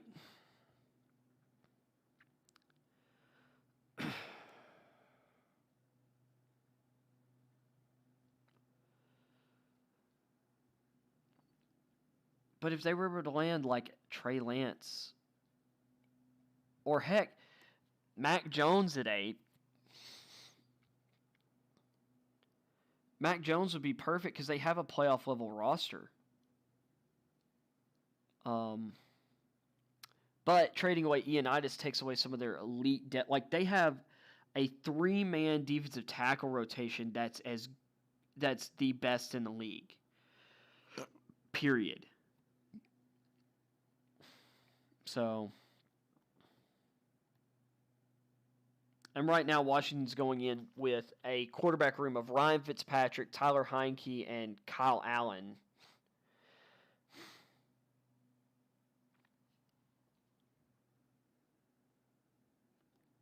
Let's see. Broncos at 9. So they move up to 4 and also get pick 148. Falcons get 9, 71, and a 2022 first from Denver. Wow, they have to give up a few. And then they get pick 131 from Baltimore. And then Baltimore gets wide receiver Tim Patrick from Denver, I guess to be their new slot receiver. But they have Devin Duvernay. It's our first 3-way trade, but it won't be our last. Yeah, Barnwell loves, like, big, complicated trades. So now we get to the Cowboys at 10. So trading down with the Vikings. So they move down to 14 and get Daniel Hunter. The Vikings get pick 10. They get the 44th pick in the second round. And they get 115 in the 4th. Dude, if I was the Cowboys, I'd do this in a heartbeat. Legit. Because when I was doing my run-throughs when I was doing my division-by-division draft primer, I had the Cowboys going pass rusher in the second round. Corner at 10 and then pass rusher at 44 was my preferred. It was that or an interior, but some kind of pass rusher. You're basically moving down 4 spots, giving up a second and a 4th for one of the best speed rushers in the league, one of the most explosive pass rushers. You would arguably have the best pass rushing tandem in the league in DeMarcus Lawrence and Danielle Hunter. I mean, and then at 14, you could still draft a really good corner probably. Or move down again. And get picks back. So,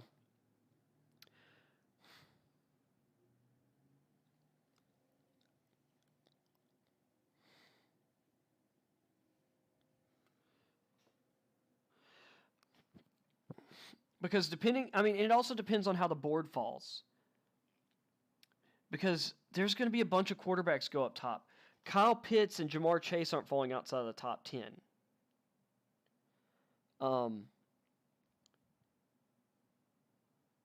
I feel like at 11, the pick is going to be Micah Parsons or Jalen Waddle for the Giants at 11, potentially. or maybe Devontae Smith. Or they really love one of the pass rushers and they go that route.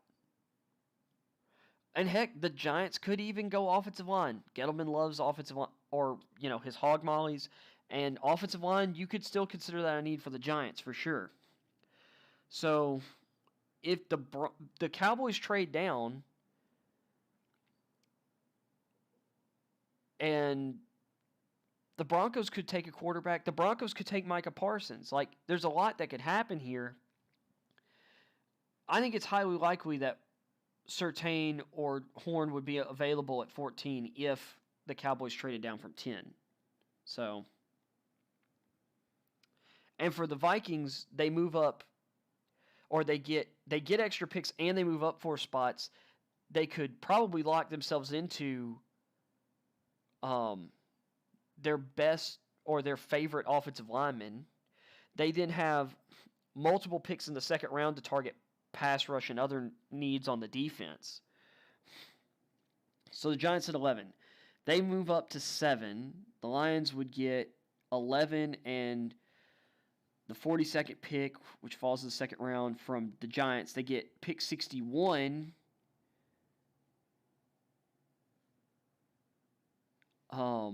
And Dawson Knox from Buffalo. The Bills get Evan Ingram from the Giants and the 153 in the 5th round from Detroit. Okay. That would make sense. The Bills trading a young, still kind of raw, former Ole Miss tight end for a injury-prone but more explosive and, more track record former Ole Miss tight end. Yeah. I like the deal for Detroit a lot.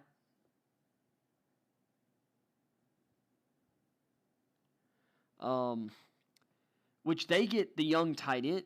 They get Dawson Knox to kind of pair with TJ Hawkinson, and then I think they've got another kind of veteran tight end that's pretty decent. They get 2 second-round picks out of the deal, and they're only moving down 4 spots. But Ingram and a second and pick 42 to move up 4 spots seems like a lot. But the Giants might be trying to get off of Ingram's contract, whatever. So there is that.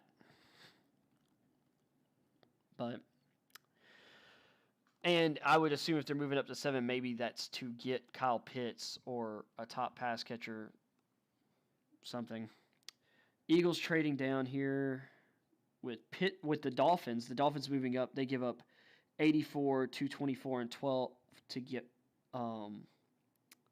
or they get, the Dolphins get 224, 84, and 12 for 18 and 50.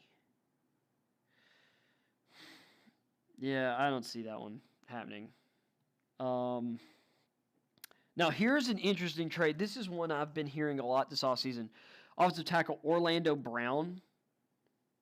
So the Ravens trading Orlando Brown, who's wanting to be a left tackle, because apparently that just means so much these days when it doesn't really mean that much anymore. Orlando Brown and the 27th pick to the Chargers for 13 and 113. I would do this in a heartbeat if I was the Chargers. Well, yeah, because you're getting an established offensive tackle. You're still going to have a first-round pick. You do lose your 4th rounder, but you're getting an established quality player at that position, and you're still going to be able to draft. And at 27, you could get like an Asante Samuel. You might be able to get, or you should be in a range where you could get one of like Elijah Moore, Kadarius Toney, Rondale Moore, kind of speedy slot wideouts if that's what you wanted. So that wouldn't be a terrible move for the Chargers. And I'd like it for the Ravens too. Because the Ravens would get to move up and target either Orlando Brown's replacement, or they could make that trade up and then trade directly back down, maybe turn that into a 3-teamer, pick up more picks, you know. But they could replace Brown right there at 13 or in the second round. I mean, they had to have a lot of options. And they'd get out of paying Brown his, you know, his next contract, which is going to be massive. Vikings. So the Vikings get the 24th pick and a 2022 first-round pick from the Steelers for the 14th pick and a 2022 fourth. I guess in this case, the Steelers would be moving up to target. Well, I would assume that the Steelers would be moving up to target a offensive tackle or a quarterback that would fall in that scenario. I don't know. Patriots trading back with the Bears. I guess the Bears would be moving up to ensure they got a top tackle, or once again a quarterback slid and the Patriots didn't want him. I'm not necessarily reading all his reasonings. I'm trying to figure out what these would mean for me. So in this one, the Titans move up to 16. They trade 22, 85, 166, and a 2022 third. That's way too much. I wouldn't do that. I don't care what the Titans got. I wouldn't do that. Because there are plenty of guys on the board at 22 that I would love to see. We need a right tackle. Yeah, sure, but there's plenty of offensive tackles in this draft. And guys that would be worthy of the 22nd pick. So here's another 3-teamer. The Raiders get the 7th pick from Denver and 177 from New England. The Lions get 17, 80, and a 2022 first from Vegas. The Patriots get Marcus Mariota from Vegas.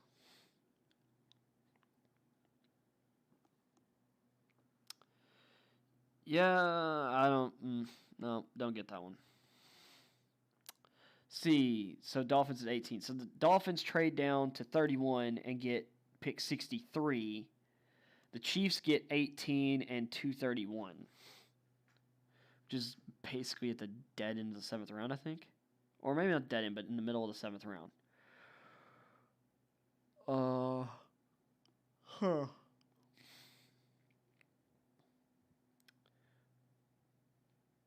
I feel like I'd need a little more than that if I was the Dolphins, but I mean, at 31, let's say there had been a big run on offensive tackles, and there wasn't one I just loved at 18. Maybe I trade down to 31, pick up 63. I mean, that wouldn't be a bad deal, but I might also try and ask the Chiefs for like a 4th or a 5th. Washington football team gets 9. Broncos get 19, 74, and a 2022 second. I'm trying to remember exactly what the Steelers gave up to move up for Devin Bush, to move from 20 to 10. Did they give up a first the next year, or did they give up like a third that year and a second the next along with the pick? It was something. He might be basing that move on the same. So that's probably Washington trying to move up to grab like the 5th quarterback, whoever was left. So the Bears moving up to 10, they get a 2022 5th-round pick out of it. So they trade 20 and a first-round pick in 2022 and Nick Foles to Dallas. I guess so Dallas improves their backup quarterback situation. Sure. I mean, Dallas could still get a really good corner at 20. Because right in there, maybe Farley could still be available. And heck, Farley might. That back thing is kind of concerning. He might fall even further. Greg Newsome, Asante Samuel be available in that range.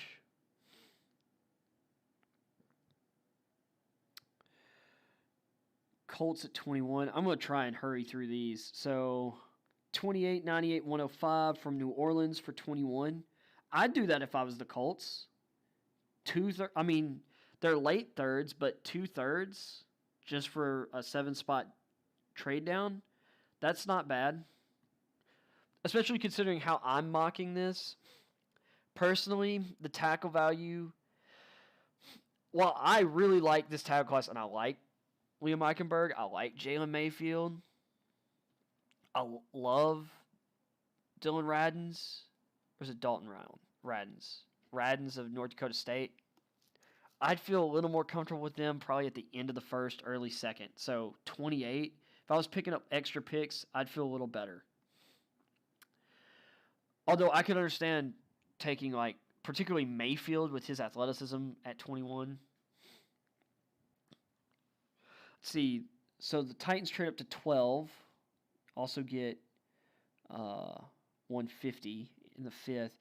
We trade 22, 53, and 100. I'm not doing that. Not. We need those picks. I don't care. I'm not a big fan of trading up. I'm going to be honest. 23, New York Jets. Especially if I can see glaring holes on the roster, I'm just not trading up. It's one thing when you're the Chiefs. Although for me, with their offensive tackle situation, like, they need to be careful even about that. Like the Buccaneers. The Buccaneers can do whatever they want with their roster. Let's see, the Jets. And I'd say this about the Dolphins. Yeah, they have some holes, but the Dolphins have, like, a really, really solid roster.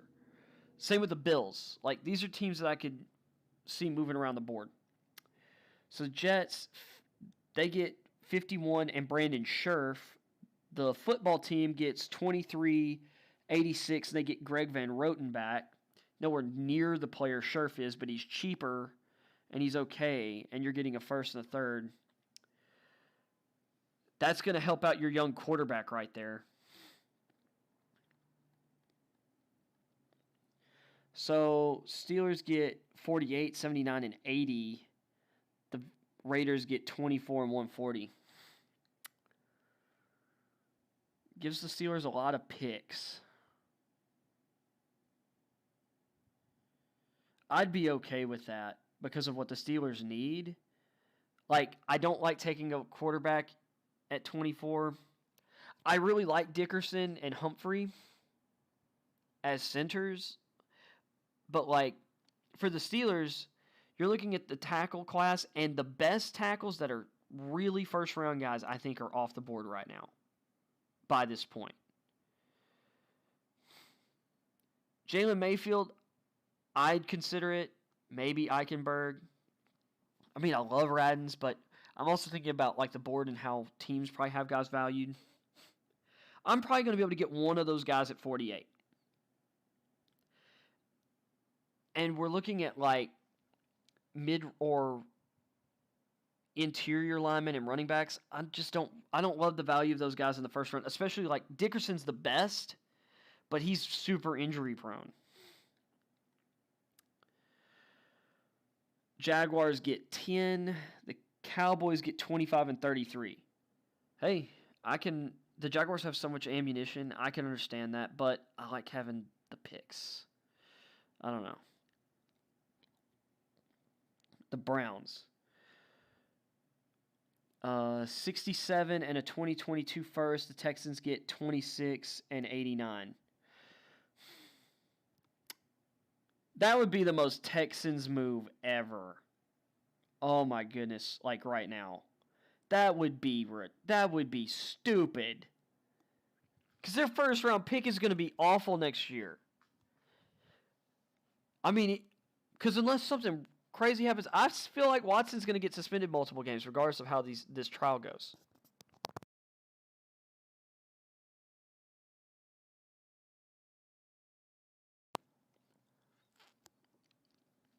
But this would be at the same time, it's so stupid that yeah, I could totally see the Texans doing it.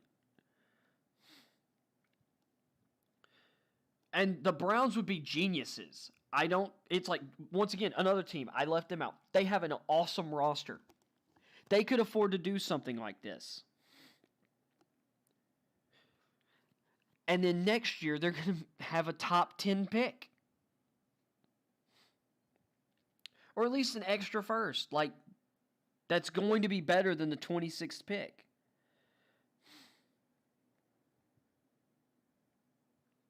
And with some of their young talent, like their young good talent coming up on extensions, moving that first-round contract another year into the future, that cheap deal probably is also a good idea.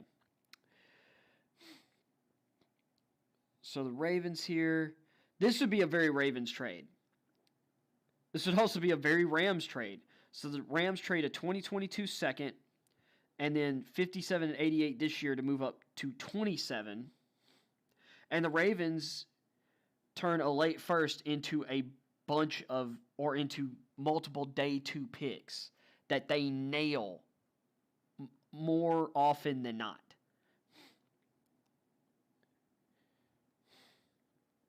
I guess the Rams would be trading up to target something very specific. Elijah Vera Tucker's not going to be on the board at 27. Andrew Whitworth turns 40 this year. That's incredible. You want to talk about... Everybody's talking about Tom Brady's longevity. Andrew Whitworth? My goodness, that guy... And I mean, offensive linemen have had a history of playing late. But I mean, like, Andrew Whitworth, Hall of Fame status at this point. New Orleans. I guess the idea here is they'd move up for a quarterback. 28, 98, and 2022 first and third round picks for number 9. I don't think the Saints would do that because they have Winston, they have Hill there. I just don't think they do that. And I feel like this is a very Packers trade.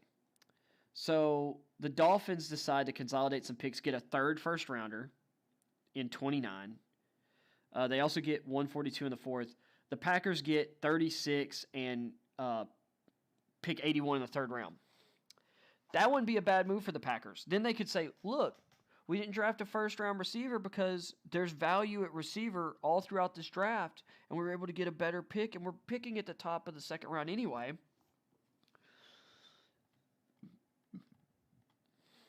I think that would actually be a really good trade. And actually, probably, depending on who the Dolphins are targeting, probably a solid move for both sides. And here's what I mean by the Bills. This is a good trade-up. But, well, I say a good one. Actually, this would be a good trade down for the Bills. Sorry, I misread this. So, the Falcons get 130. The Bills get 35, 108. This would be a great trade down for the Bills. They're not going to really miss out on anything probably talent-wise, moving down 5 spots. And they're picking up an extra 4th-round pick at the top of the 4th round,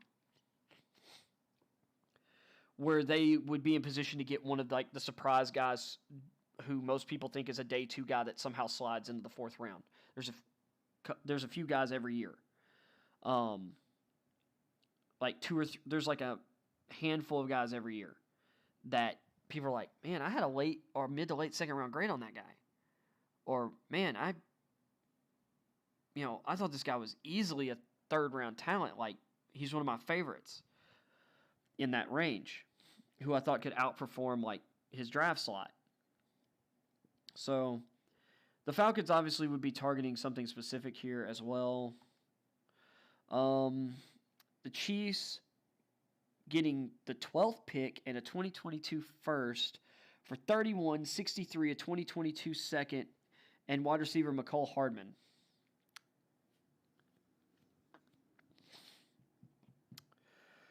I guess the Chiefs would be moving up to get one of the top tackle prospects. Yeah, I don't think that'd be a good trade. And then, let's see. Now, this is fun. He finished this off with a really good one. So the Buccaneers get the 45th pick in Gardner Minshew. The Jaguars get pick 32 and pick 176. So basically what you're doing here is Gardner Minshew basically becomes enough value to get you not only a pick, a 5th round pick that was like 25 spots higher than what you picked Minshew at. It also allowed you to move up 13 spots in the draft. From the middle of the 2nd round to the back end of the 1st round. In which Gardner Minshew, heck of an investment by the Jaguars. And the Buccaneers severely upgrade their backup quarterback spot. Bye-bye Blaine Gabbert. Hello to a Jaguars quarterback who actually, not only did he meet expectations, vastly surpassed them. Like, the Buccaneers would have one of the best backup quarterbacks in the league. So, with that, we've gone through the all trades mock. I've potentially bored you with that. We've had a pretty long show today. I was planning on keeping stuff a little shorter. Honestly, I'm trying to hit more of that hour and a half, hour 45, but I just keep going 2 hours. So, we'll just see as we go. I had more stuff to talk, or that I came across to talk about today. So, with that being said, thank you for tuning in. For everyone who tuned into the live show, if you're watching this on the archive, I really appreciate you very much. If you're watching the archive, please leave a comment on anything that I talked about today. I read the comments. If you like the show, please leave a like. If you want more, please hit that subscribe button. Then hit that bell icon. Set notifications to all so you are always notified when I go live or if I start uploading videos. And I hope y'all have a great rest of your Thursday. I will be here live tomorrow at 2 o'clock or approximately 2 o'clock Central Time. So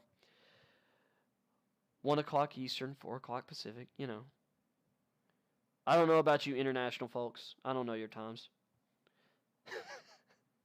But I thank y'all for listening. I thank anyone who's tuning in from wherever. God bless, and